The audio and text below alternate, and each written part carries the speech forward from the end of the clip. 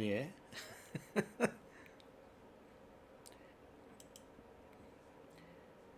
Bear with me, people. Bear with me.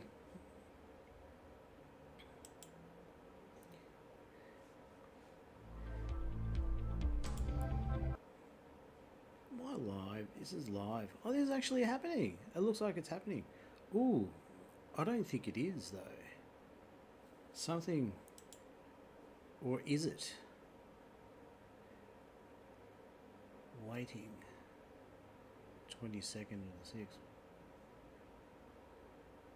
What are we waiting for?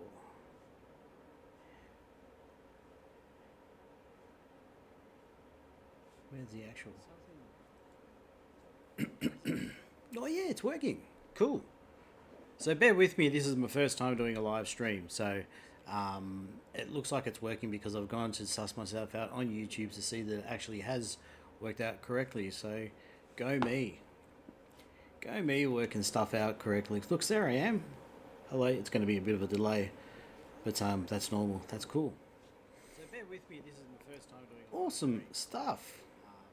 It looks like it's working because I've gone to suss myself out on YouTube. It's good when things actually work out, so I guess I should create a window where I can see if there's any type of live chat, because if there was a live chat, I reckon it would be quite cool to see. But first and foremost, what I'm going to do, I'm going to do the wanky thing, and I'm going to post it on my on my Facebook, and see if anyone actually clicks on it. I don't think anyone would, being such a short notice thing, but why not? Let's give it a crack.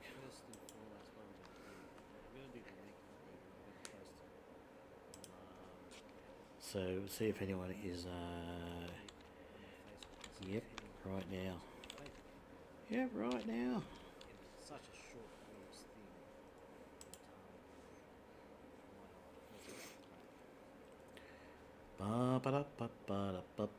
Could you imagine what it would be like if TV was like this, where people just turned it on? Imagine the first time it was ever made and this is all they actually came up with. But that would be probably one of the most hilarious things. Like, people would be just amazed looking at the screen going, wow, there's a moving image there, but they haven't said anything significant at the moment, which is quite depressing when you think about it.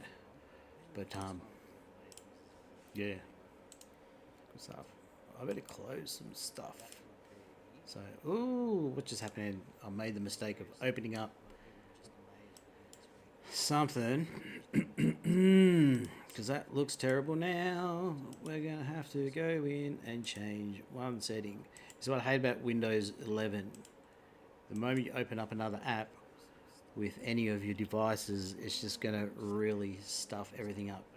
Because the camera that I've got, it's actually quite good. It's an Avra Media PW513. So I was quite surprised by it. Avra Media. What I'll do, I'll show you what it is at 513. So it's actually quite good. It's quite a good camera. Even I'm quite surprised about it myself. But that's the actual, yeah, that's the camera there. So I don't know, I'm hoping you can actually see that, because hey, there I am again. Hi. So yes, the Avra Media is a 4K camera. It can be used for quite a lot. They've got their own proprietary software, but it doesn't really integrate as effectively as you would think through Windows. But it is quite a good image. But it is more about front-facing lighting that you'll effectively get any decent use out of it. Because when I started wanting to get into this whole podcasting side of things, there was different ways of doing it, and most people will use their mobile phone to get started with, which is, using a mobile is quite a good idea, but not being able to see exactly what you're posting at the same time can make things a bit difficult as well. So, but surprisingly enough, it's turned out to be one of the better investments after nutting it out and making sure the settings are there. So if you're really into photography as well, then you'll be able to work out your exposure settings to work in your favor more effectively, and then find something that is quite appropriate overall. So yeah, that's one thing to keep in mind. I highly recommend it. There was a couple of reviews online, such as this guy that's on their website right now. He was, where are we? So this gentleman on his website. Don't know his name, but yeah, he goes into details with reviewing the product as well and the pros and cons of it. But look, to be honest with you, it's a very difficult thing trying to work out exactly what it is that people want and need, and trying to get out of a YouTube video or any type of podcasting overall. And and I guess if you've got a setup which is quite comprehensive with regards to editing software, and you've got staff and people working with you to create content on a weekly or daily basis, then it's half of your world all set up. But this gives you an example of some of the type of settings that they have. What else have we got? Well, yeah, there's a nice little setup there as well, and they're using OBS Studio, which is what I'm using also. Integrates quite well with it, and I'm quite surprised. Yeah, quite surprised. So you get up to 4K image, 1080p at 60 frames, or 4K at 30 frames, and the kind of view of it as well. Like you're seeing just a cropped portion of the image, but it actually extends probably another half, probably another foot beyond this window here. And distance-wise, the camera itself is literally just under a meter to give you this, wide scope. So yeah, very good. And I don't know if you guys have ever used these before, but I'm going to hold it up and we'll go to the web page as well now. This is one of these Stream Decks. So very cool setup. So basically, I've set this up through the OBS software as well, so to give you, to give it like a host screen or a picture-in-picture display, or go straight back to the desktop, or to go to the desktop picture-in-picture. So that's kind of a setup that I've done. So it's as simple as just pressing a button and going straight back to here. Ooh. So I didn't think people online have effectively shown how it works. So it's quite quite impressive. But you can set up a lot of those things as well. So what I'll do is I'll bring up that on the so it is a Stream Deck Mini. I think this is the Mini. Yeah. So that's the actual product there, the Stream Deck Mini. As you can see, retails for around $99 Australia, and very cool with regards to how it can, literally transform your content with the Steam Deck Mini. There's a lot of other different models out there as well, but in terms of setting it up, like using hotkeys in various programs, like I have with the OBS software, for example, I'm just quite surprised how effective it actually is to use. And there's a part of me that really wants to invest in possibly the bigger model, because there is one. So I'll just scroll down here. But just bear with me, all right? This is the first time I've really done it, so if you're more than happy to listen, that's grouse. If not, thanks for stopping by. It's pretty cool.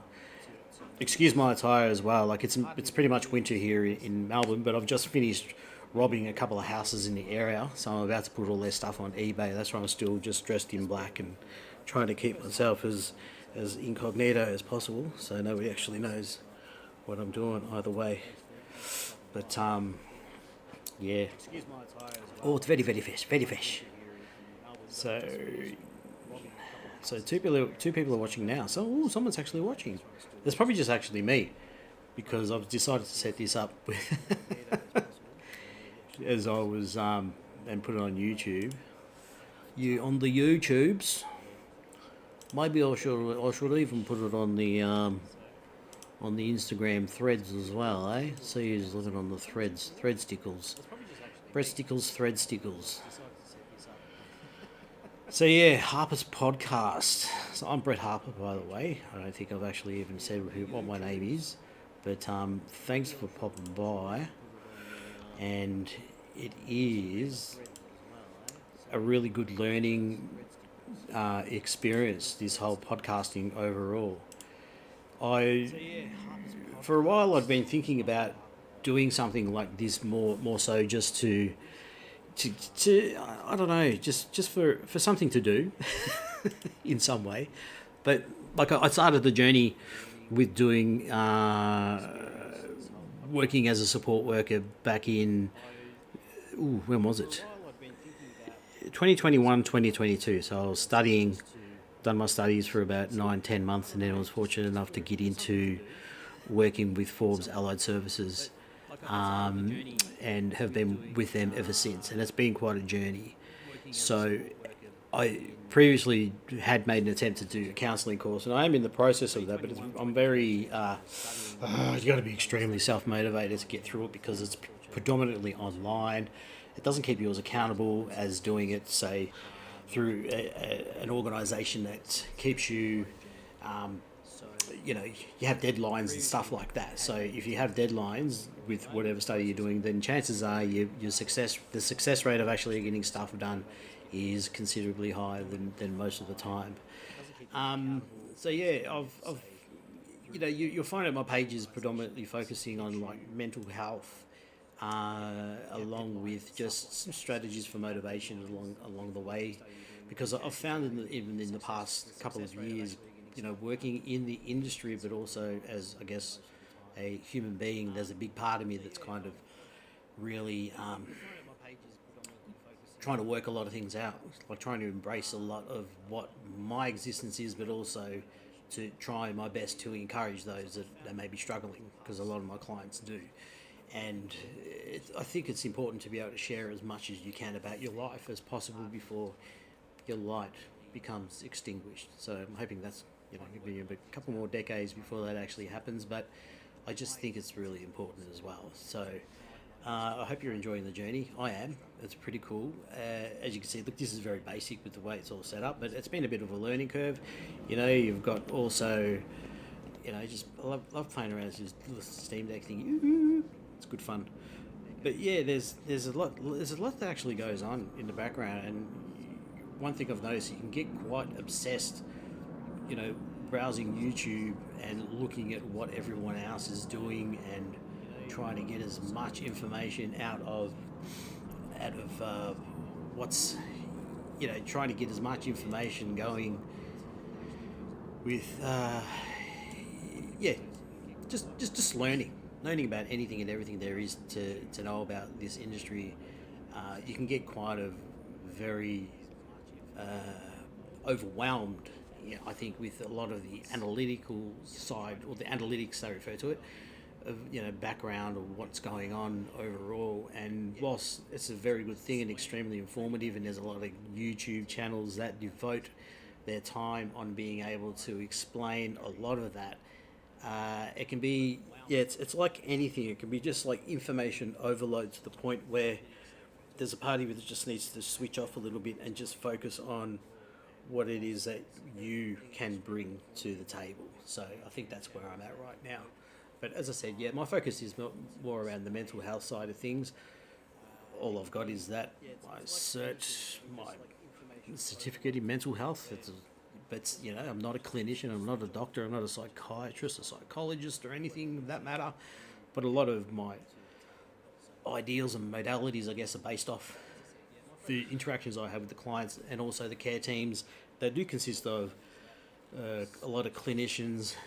My experience of going into mental, psychiatric wards and observing the people that are there and the complexities that are involved. It is quite intense. So anyway, it's Saturday night, and I'm not here to really talk too much about the mental health side of things, but there is one little thing that I'm interested in, and that is video games. Hey, 46-year-old playing games. Yeah, just like a lot of people online. But look, there's one topic of interest that I do like as well within the video game industry, and that is virtual reality. So there's one side of it. Yeah, so you got the virtual reality, but there's also on the PlayStation, there's the PSVR2. So the PSVR2, it's been out for a couple of years now, and it's basically it hasn't been as promoted as extensively as the original PSVR headset was.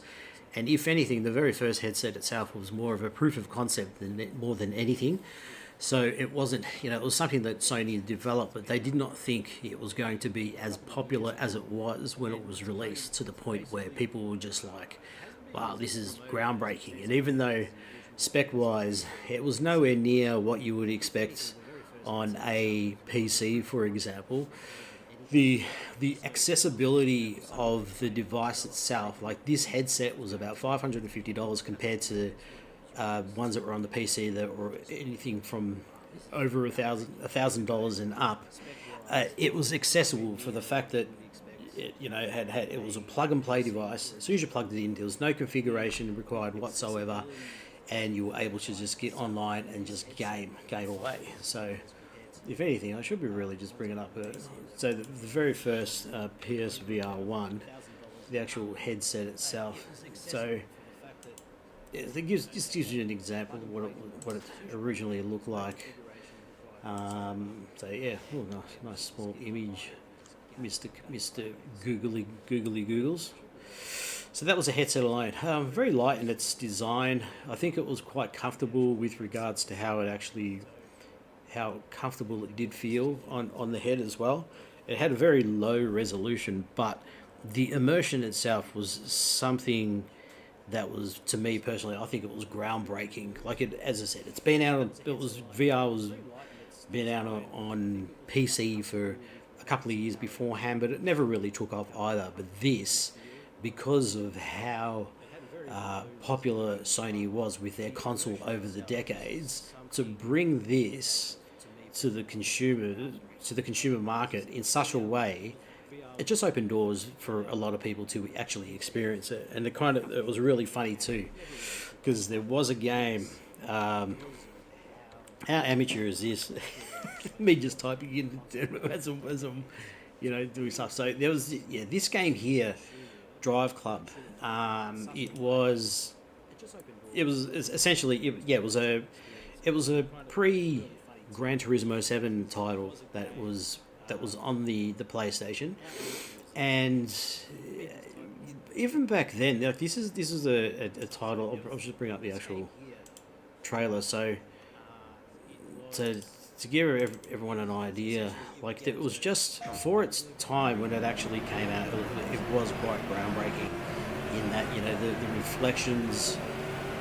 the reflections on the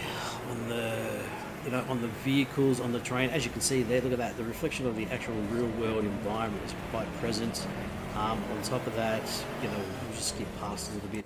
You get a lot of the lens reflect. Look at the way it reflects, the sun reflected off the dashboard and everything like that. So you can probably see my cursor just mucking around there. So I was absolutely gobsmacked when this came out.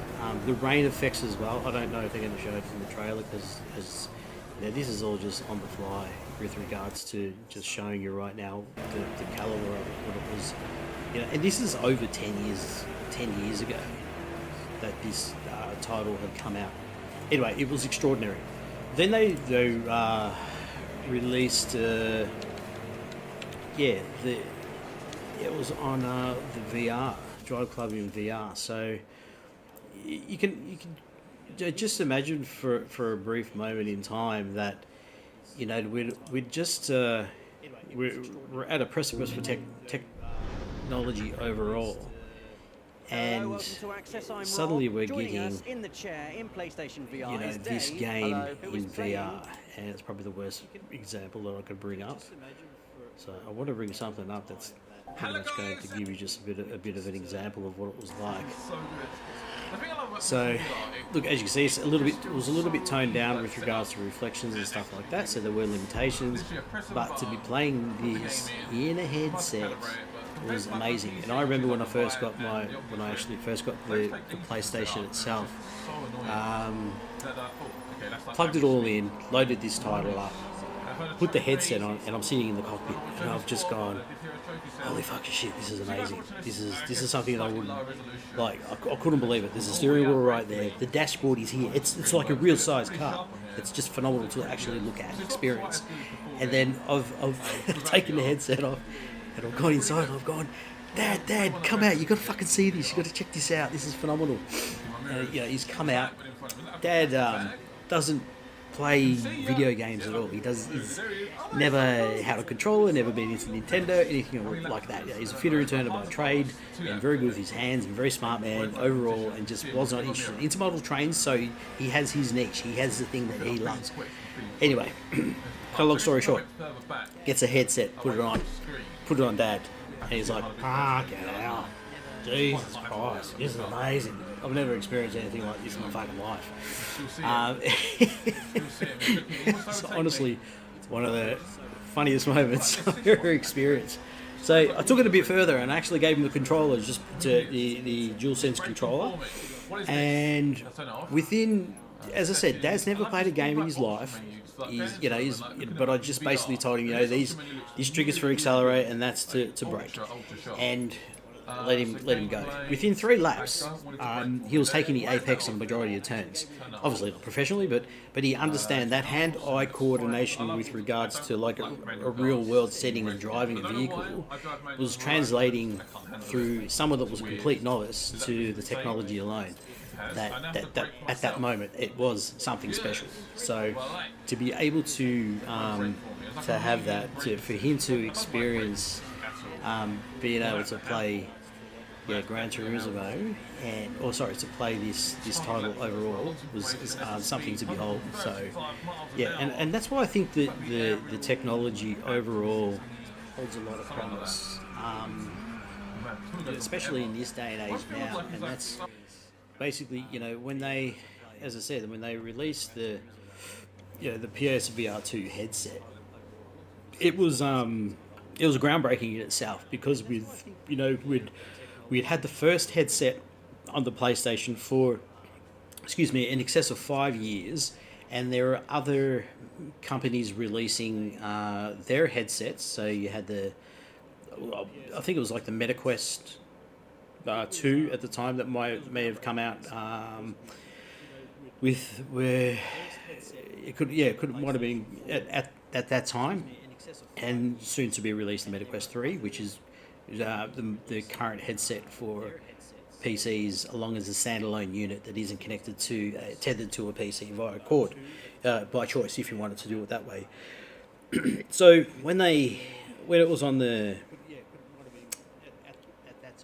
cars that they were releasing this headset, and the specs that were going to be inherited on the console as well, a lot of people were just gobsmacked to have there was eye tracking, there was perverted rendering, which is basically it doesn't render the outside image. Wherever you're looking, the outside image on your peripheral vision would be at a lower resolution to improve the performance and frame rate of a lot of titles. Overall, it's got cold out here. Excuse me. It's a bit less than 10 degrees for sure. So, and what you would find is the HDR rendering. It was LED displays, so blacks were black in terms of the colors and stuff like that. So it was state of the art, and it kind of still is state of the art. But it came out, and the problem is that the headset itself cost more than the actual PlayStation 5 console.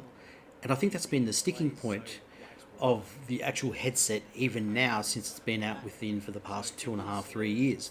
But also, I think another contributing factor as well is the fact that when the headset came out, it was just before COVID. It might have been just before COVID, and one of the 2 major microchip manufacturers on the planet. Look at this, I've got a live sign here.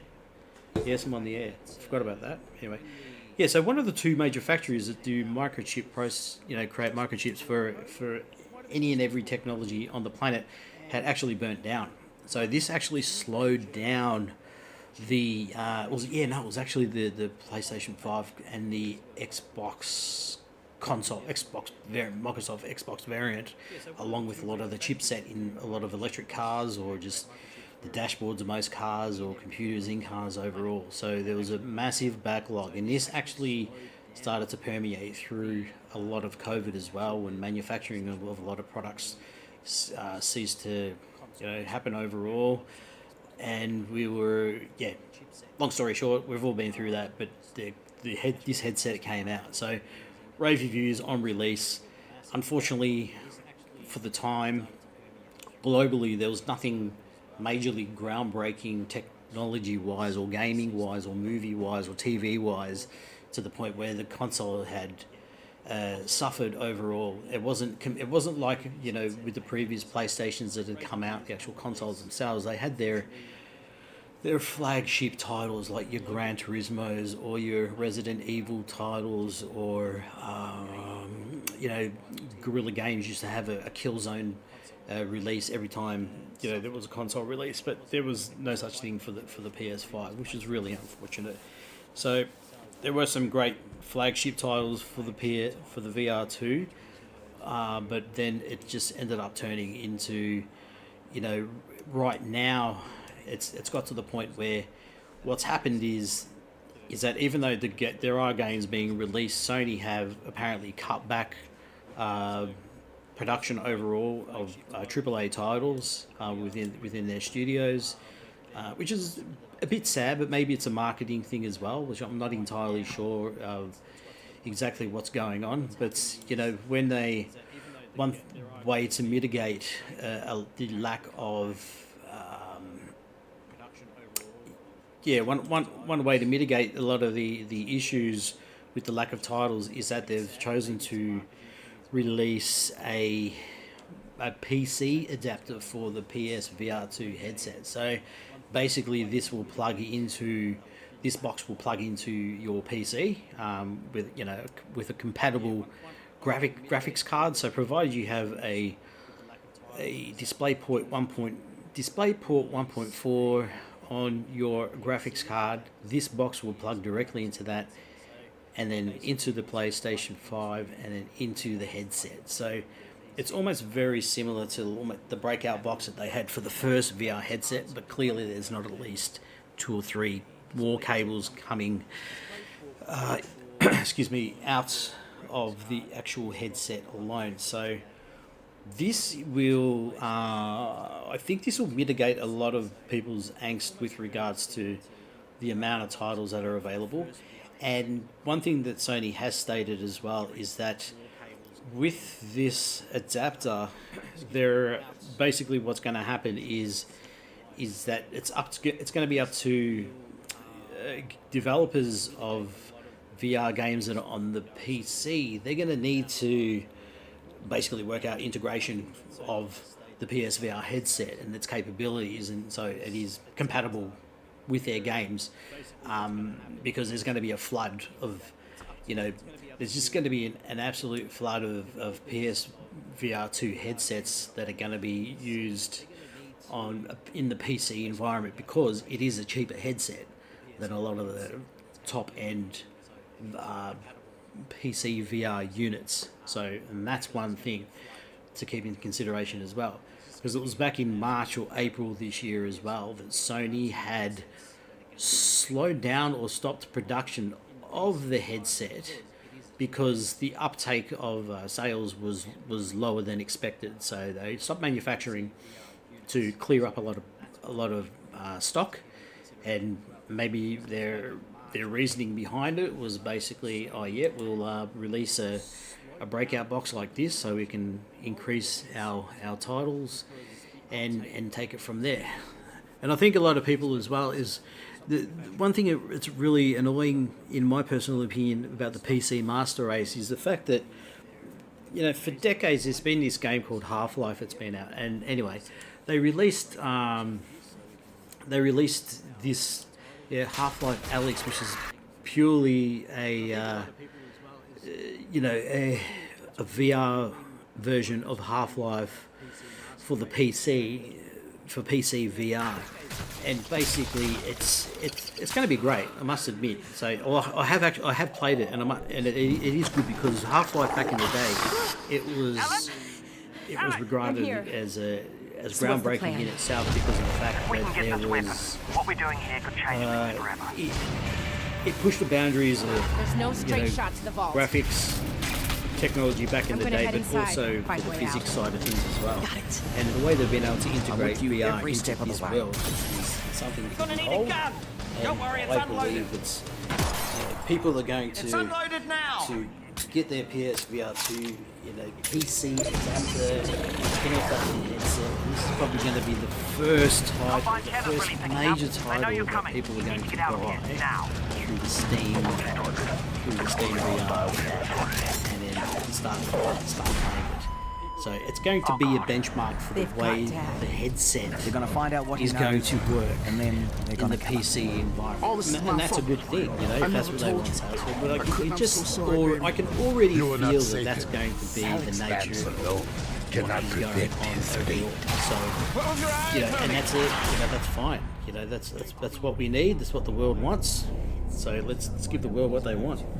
Maybe if the world was a better place with regards to developers being able to release titles on cross platforms and not predominantly stay in it's like 2020 that title actually came out. How phenomenal.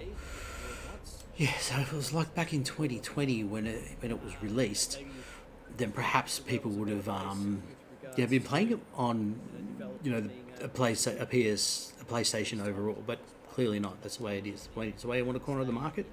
But Sony have just changed their strategy over the past 12 months. They're starting to release a lot of their flagship PlayStation titles on the PC. So the landscape is changing, but there is a lot of shit out there as well. Excuse me, I'm going to take a drag.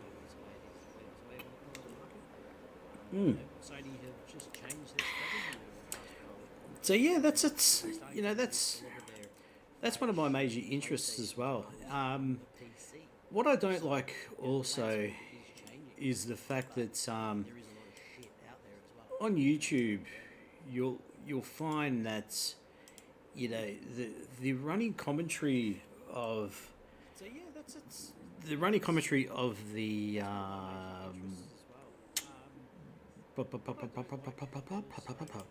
yeah. So bear with me, I'm trying to gather my thoughts here. So the running commentary of the adapter that I've just been talking about, it's been largely negative on YouTube overall, and it's purely based on the fact that some of the features that are on the PSVR2 won't be compatible on a PC. So basically, we won't be able to get we won't be getting we won't be getting HDR gaming, even though HDR is few and far between on a lot of the existing titles on the PSVR2, along with PC VR. Like, there's not many HDR titles out there. Even in gaming alone, HDR is looks great, but it's very difficult to pull it off. It's almost very similar to photography in real life, with a digital SLR or photography alone, where if you want HDR, there's only a select few people that I think can really do that really understand how the eye works to get that image to actually work and have it pop in VR. So that's my personal opinion on that. So they're not getting, you won't be getting HDR. There will be foveated rendering, as I said earlier, which is basically the, wherever the outer image resolution will be significantly lower to improve in performance rate, along with where you're looking. There's not going to be any eye tracking, so I guess that might affect people. The foveated rendering, because there's no eye tracking, the eye tracking would work in conjunction with the foveated rendering on the PSVR2. so anywhere you looked, it would automatically render it, and you would not notice it. It would be so good, it would be so quick and so accessible. Also, slightly less resolution than one of the leading headsets by like I think 100 pixels or something. I'm not entirely sure.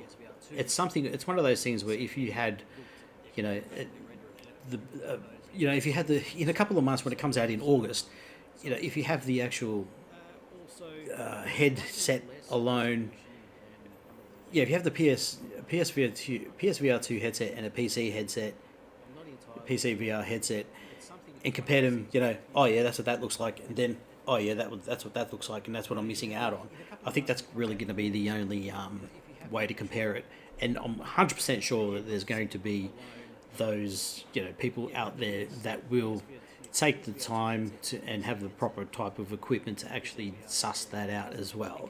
So we wait with bated breath on their opinion, but yeah, so there's going to be some of the features on the headset that on the headset that's not going to transfer to PC. So it's predominantly almost just going to be more, you know, this box here will be a display extender for the PC, and because of all the gyros that are in the headset, you know, all the cameras and all that will be, you know, be able to position locating, you know, location. Some of the haptic triggers on this won't be effective as well.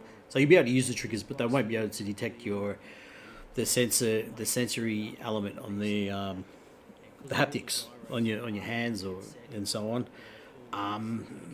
Fuck, it's gonna work though. It's gonna be great. And this is the thing, like when you look at some of the, you know, you get the details, and you know, you look at some of the actual commentators on it. So PSVR Frank, you know, it's PSVR on PC is not what I expected. If you look at his video, he's like doing a parody with him and himself. You know, he's got the PSVR2 and his mate's got a PC VR, and they just bag the shit out of it. And look at this. Look, see, I don't think this will save the PlayStation VR2. Well, the whole idea is it's not supposed to save the headset. It's just to increase its reach overall. I haven't looked into it. How much more negative can the world be? Okay, the PSVR2 PC Adapter is lacking a date for meta connection. Okay, so we're all jumping the gun here. So obviously he's going to go into detail. Where we got here, dead on arrival. Alright, so they just announced the PS2 version and the adapter will be launched on August 7th. Okay, so that's not too far. Okay, so this gentleman is obviously a little bit more enthusiastic than most, and I'm with him. You know, I don't know what he's talking about, but who knows? Let's click on one of these. Well, I don't know Sony what the audio is. Sony just announced an adapter as a PC gamer headset with a PC. It's a great idea in concept, but it comes with some huge drawbacks. This person doesn't love the headset, and I think it's going to be the one best on the market, and that's quite disappointing to me. Let's start with what is maybe the smallest problem. The price. This adapter is $60. I really don't care. Well, $60, I guess, US, so it's $100. Fuck, this can be like $100 here in Australia. That sucks ass. That means I'm pretty much just spend $1,000 for a headset. But yeah, extremely watered down experience. Here's a that's quite a bit of cash. Headset with a PC. HDR, but gone. if it's going Eye to tracking, gone. Adaptive open triggers, doors gone. Haptic feedback on for both me the to be able to headset and play, controllers, as I said, gone. Maybe this VR stuff is titles impossible on the to implement. PC. I really That don't know, is but what I do know that this adapter I really strips want. away I most really of want the to just features that have make the a crack at PSVR2 it. such a It's not going to be great something that's headset. always going to be Well, set up. Sony You know, has I announced think I an can only adapter that tolerate allows VR gamers for to use an the hour and a half, PSVR2 2 hours at headset most. with a PC. But then It's a again, the great title idea has to be in concept, really but this good comes with some as well in huge itself. drawbacks. So, but yeah, that's the general gist of it. Like people, you know, I think, you know, we've been wanting the headset to work on a PC for a while, and the moment Sony brings something out that you have to pay extra for, we're all cracking the shits, not realizing that when it's going to be here come August 7, there's going to be teething issues for at least 2 or 3 months, you know, for compatibility elements alone. Like if you think of the hundreds of thousands of PCs that are out there right now, and the different types of configuration that people have, for those PCs and the performance element as well. And then you've got NVIDIA and AMD that are then going to have to release drivers that are compatible with the adapter and the headset on the day of release, along with Steam VR having to release an update to make their interface compatible with the resolution of that headset.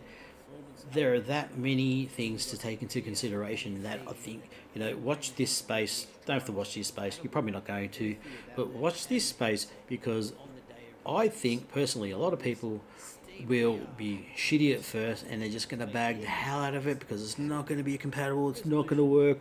I brought this $60 and all, it doesn't do nothing for me. You probably get someone on shorts, that will throw the adapter on the floor and get a sledgehammer and smash it because, they probably earn about $500,000 on YouTube yearly to afford to be able to do that. What else have we got? Yeah, look at this. See, look at negative. See, 2 weeks ago, huge Sony PSVR2 is coming to PC in the worst way. What? You have to plug it into an adapter box. Don't buy this. What do you mean? It's not even out yet. You can't buy it. You can't even go online to the store and actually purchase it. This is ridiculous. I don't understand. PlayStation are a joke. The PSVR adapter is a joke. Yep, it's a joke. Just like that shitty animation. It's even... Oh, that's terrible. That's embarrassing almost. It's more worse than my videos, I think. I'm not even going to watch that. It's got more views though than my stuff will ever have. Yeah, I don't know. I'm just... I'm on the fence about it. I'm positive about it. I really want it. I really want to try it out. I think it's definitely going to be... probably close to a first day purchase, I reckon, that'll set it up. What am I running in my PC? A 4070 Ti, and I know you're going to bag me on that, but that's okay, because when they came out, they were already overpriced by NVIDIA, and kind of like an in-betweener before another major release. But, win some, you lose some, and that's just the nature of PC gaming overall.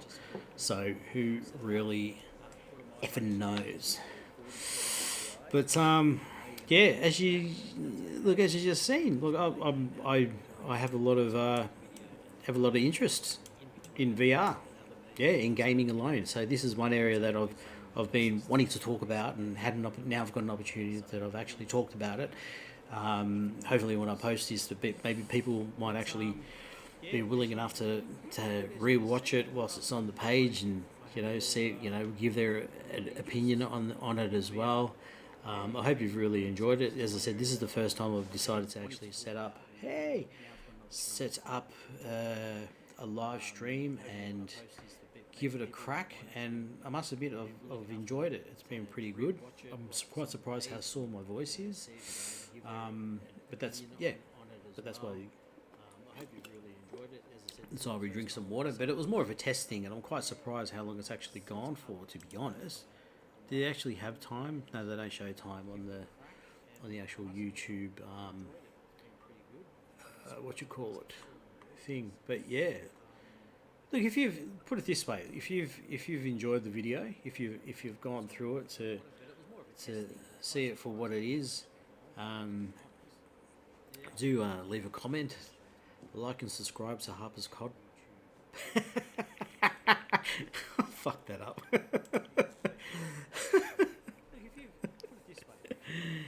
Don't forget to like and subscribe, and I'll see you on the next video. Ciao. Thank you. Really appreciate it.